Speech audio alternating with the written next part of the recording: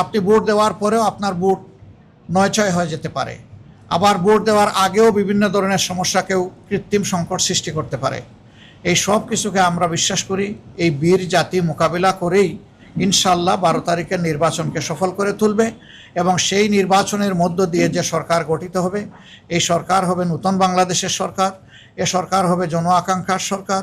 এই সরকার হবে কৃষক, শ্রমিক, মেহনতি জনতা সহ মুটে মাঝি, মজুর সকলের সরকার।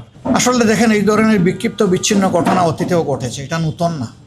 এগুলা মোকাবিলা করেই অতীতে জনগণ তাদের দায়িত্ব পালন করেছে। আর এবারকার প্রেক্ষাপটটা সম্পূর্ণ ভিন্ন। দেশের শতকরা 40% ভোটার জীবনে একটা ভোটও দিতে পারে নাই। তারা এই ভোটের মাঠ কেউ নষ্ট করবেন এটা আমরা বিশ্বাস করি, তারা বরদাস্ত করবে না। ভোটাররাই এর জবাব এবং প্রতিরোধ গড়ে তুলবে। তবে আমরা চাই যে শৃঙ্খলা বিধানের দায়িত্ব যে বাহিনীগুলোর আছে তারা যেন তাদের দায়িত্বটা নিষ্ঠার সাথে পালন করে, তাহলে জনগণকে আর কিছু করা লাগবে না। কিন্তু কেউ যদি ব্যর্থ হয় জনগণ বসে থাকবে না, জনগণ তার দায়িত্ব ঠিকই পালন করবে এবং সুষ্ঠু ভোট আদায় করে ছাড়বে ইনশাআল্লাহ।